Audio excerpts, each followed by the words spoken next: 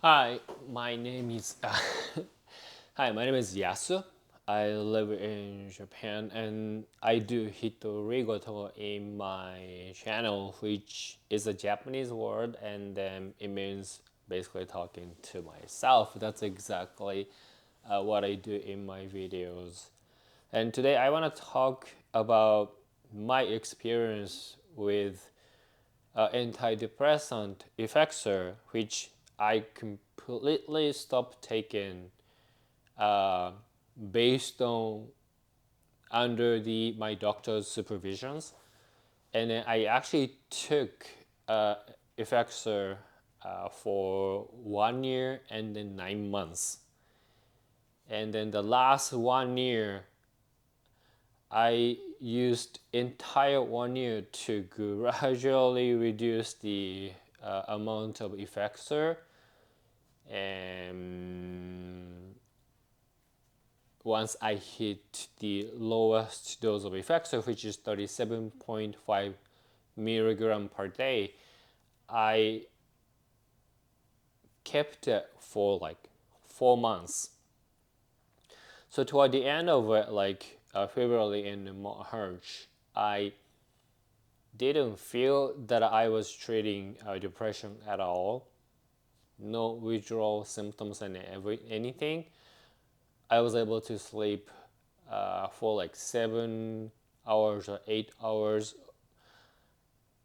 Although I was still taking the sleeping pill, which is Davigo, but it was basically very stable.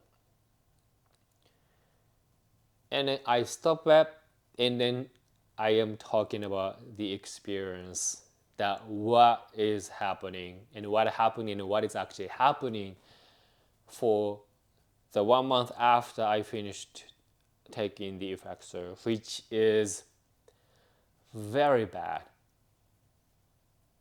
Even though like I thought that I really prepared myself for it, especially based on what I have learned from the tapering of the Effexor in the last 1 year.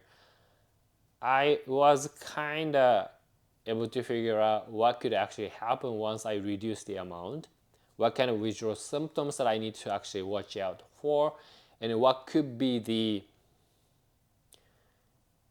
methods or solutions to make the withdrawal symptoms, a little bit less severe.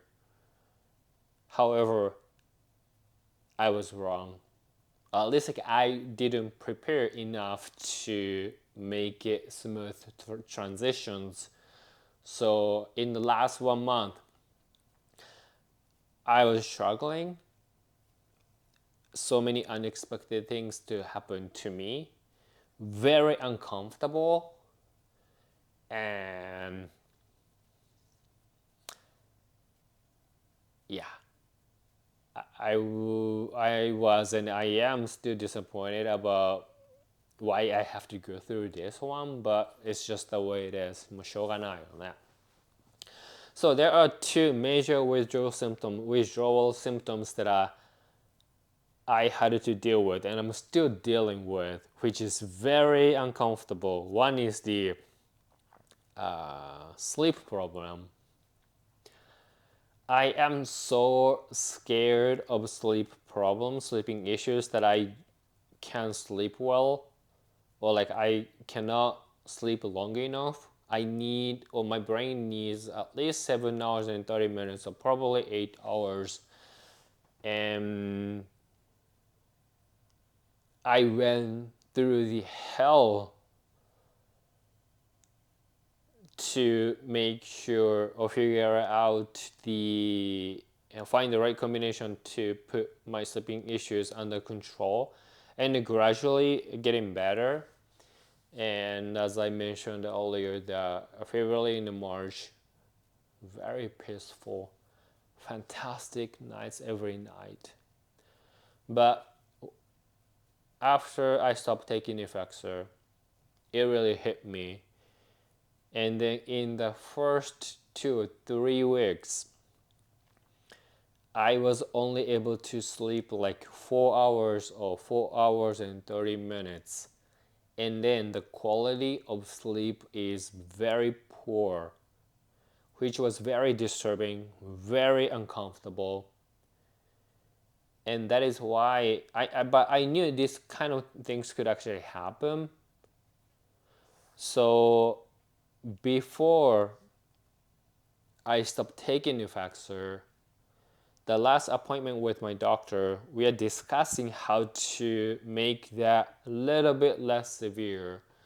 So my doctor prescribed me Dayvigo as usual, but also nitrazepam, so that I can kind of choose which ones to use on a day that I feel about my conditions, so that hopefully I can kind of manage the sleeping issues. But no matter like which sleeping pills I used, it really didn't matter. It really didn't make any changes, which was very disappointing, very surprising, and very tiring, because I was really hoping that I could sleep better by taking nitrazepam, but it just didn't work. And I took Dayvigo, it didn't work. No matter which one I took, I could only sleep like 4 hours and 4 hours and 30 minutes, which is just so not enough. In the last week, the fourth week, finally I was able to sleep like 5 hours and 30 minutes or 6 hours. But taking Effexor, taking Dayvigo, it didn't make any changes. But it really shows that all I need, all my brain needs, is just time. But these situations that I'm encountering right now is exactly the situation that I was dealing with 2023, when I first started dealing with depressions and then sleeping issues. It's just very uncomfortable, slept poorly, and because not sufficient amount of sleep is just hurting me, taking my energy away. I feel tired always, and then like my brain can really function. And even like compared to like 2023, my condition is a lot better, that at least I feel that way. So I actually work out harder, and I even do the CrossFit. But no matter how much I push myself and get myself physically tired, it just doesn't make differences in terms of how long I can sleep, which is very uncomfortable. I really hate it. And the worst part is, I thought I was able to prepare better, but it just really, it became meaningless. So as time goes by, all the data, my biometric data shows that I'm getting better, because I can sleep longer, at least 1 year and 1 hour or 2 hours longer. But all of the accumulation of sleep deprivation is just simply puts negative compound effect on me. That's really, really hurting me. That's the major withdrawal symptoms that I'm still suffering. The second one, which was very unexpected, is brain zap. So every time I reduce the Effexor, I experienced a little bit of brain zap. There's like a sensations in my brain, and sometimes like when I was walking, I could feel the entire body, like electric shocks and everything. Very uncomfortable. But when I was still like tapering the Effexor, even that happened. It lasted only like 1 week or so, and it just went away. But this time, still happening. I'm talking to myself right now, but I can feel the electronic sensations, the brain zap. That's that's I didn't expect that. And it's very unpredictable because the first week and in the second week, like brains up just kept happening all the time. The third week, the last week, somehow it disappeared for a couple days. But now it came back, and then like brains up almost like always. One good thing is that not really the severe brains up, so all I can feel is like little tiny brains up, but I can just feel it all the time. So that whenever I wake up in the morning, the first thing that I can feel is brains up. And all the thoughts and everything just came up the surface of my consciousness, and then my brain starts working, so I cannot really go in back to sleep. It's not fun. It's not comfortable. And I am not prepared for this one.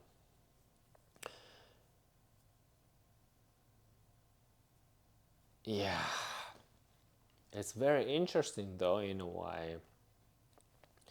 And then the whole month, I could really feel that my brain, my body has been working really, really hard to readjust the new condition, which is I don't take Effexor, which means I don't put substance in me externally, and my brain and my body doesn't like it, that change, but trying so hard to rebalance everything.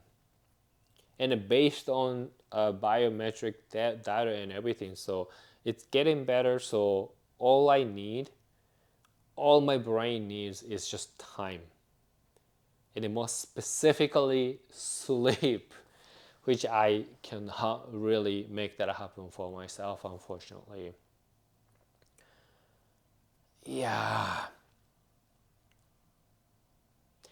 but I think I am very surviving, but I am suffering a lot. However, I manage okay enough not to start taking Effexor again.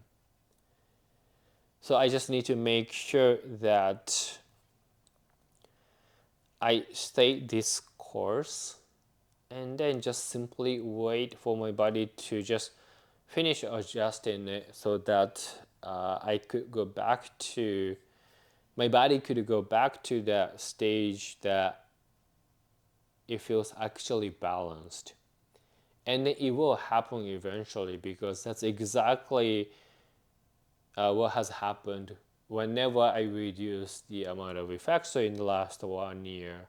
So it's a success story. It's a successful experience that I can really rely on, and make sure that I am on the right path, which is a very good thing. It's just that I hate going through withdrawal symptoms, and it's just so much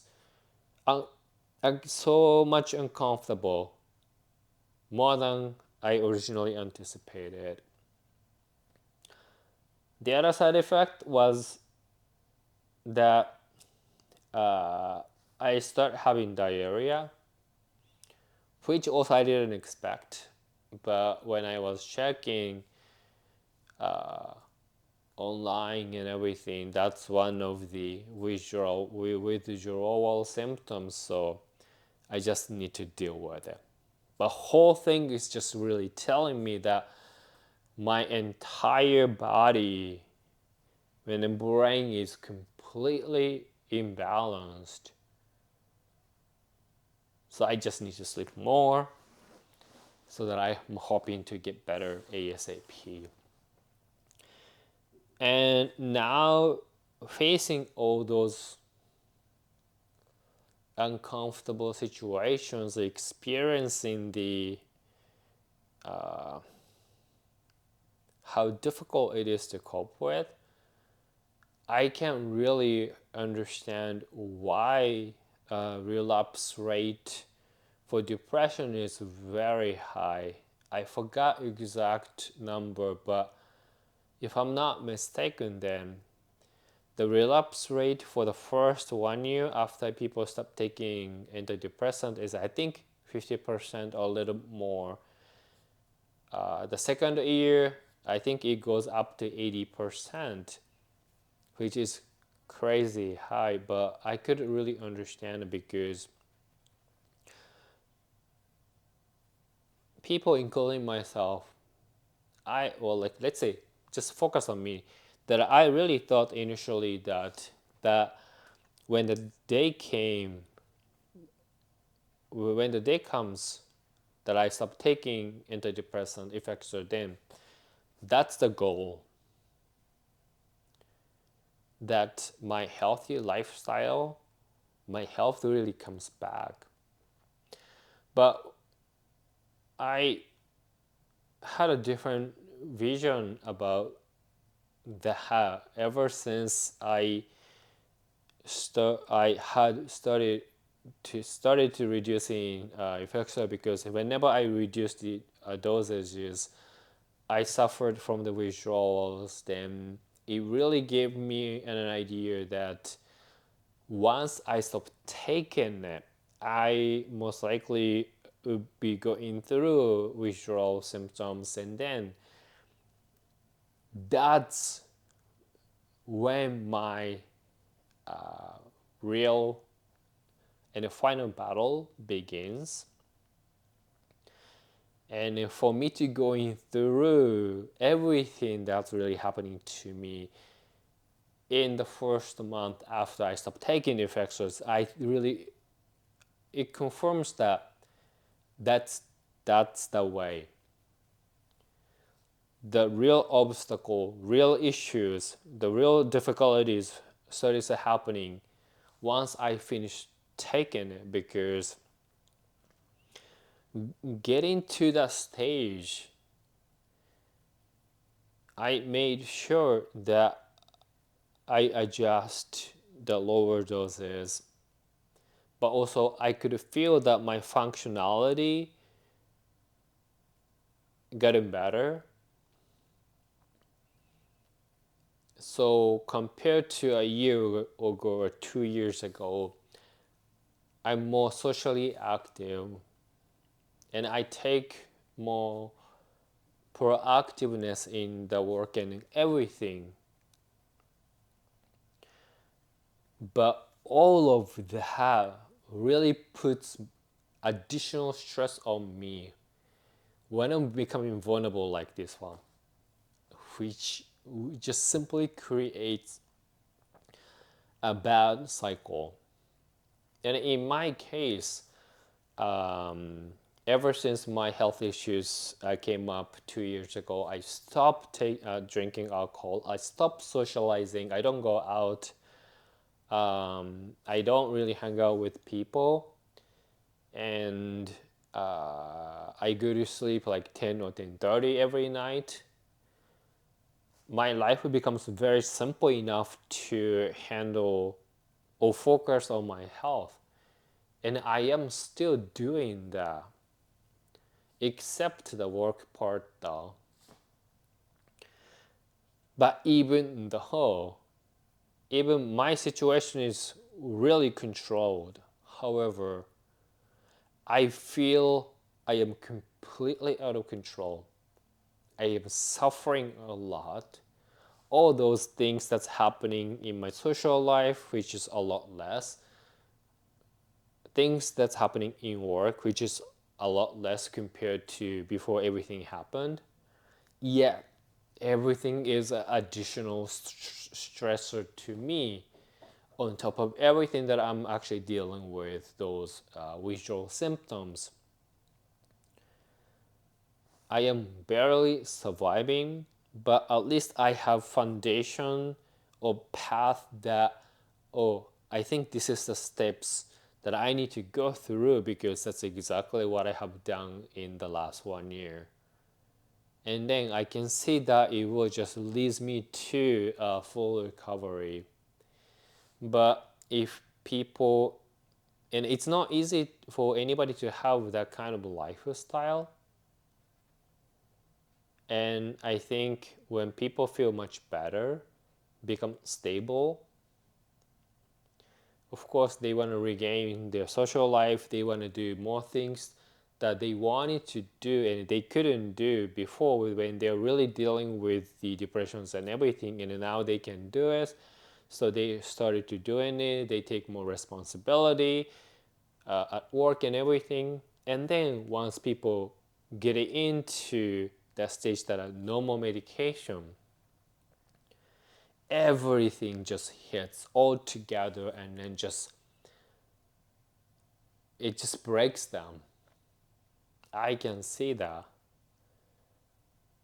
And I could be one of, I could be like that too. However,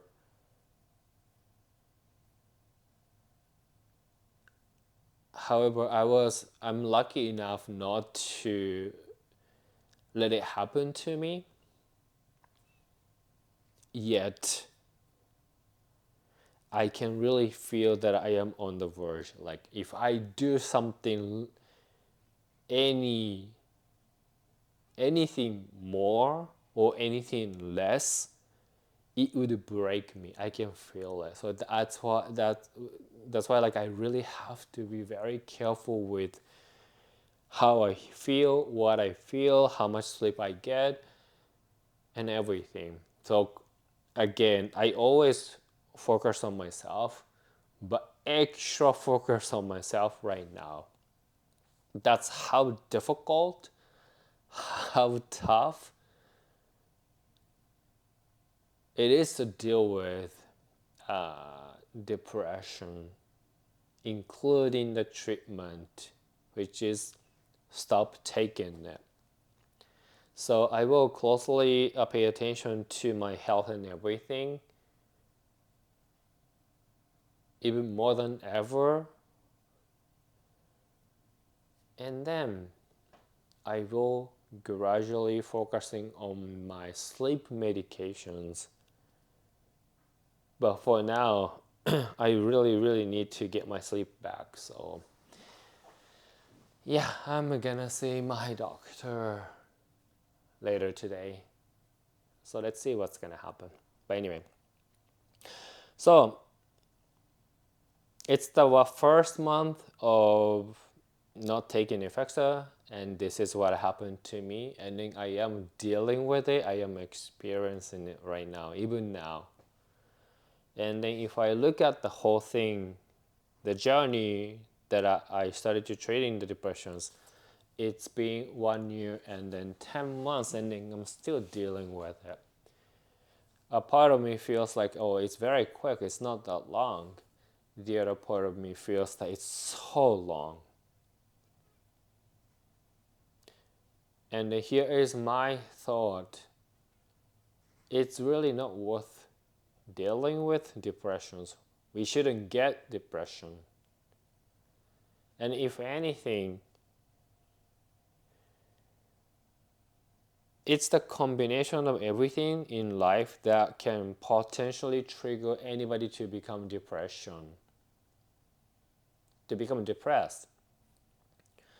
So the only solution that I can really think of is to just stay away from stress as much as possible. And it sounds very irresponsible. It sounds very like, oh, that means I don't have, we shouldn't work harder or anything like that. It's not impossible. It's not possible to avoid stress in life. Yes, it's hard and it's impossible to stress. It's impossible to avoid the stress in life, but we must do so because once you are depressed and you have to deal with it, there is basically no turning back. And you have no idea how long it's gonna take. And you will never become the same person, and you will never be able to go back to who you used to be before depression. Because once we experience something, we cannot erase that. It stays with me. It stays with us. It lives with us. It becomes part of us.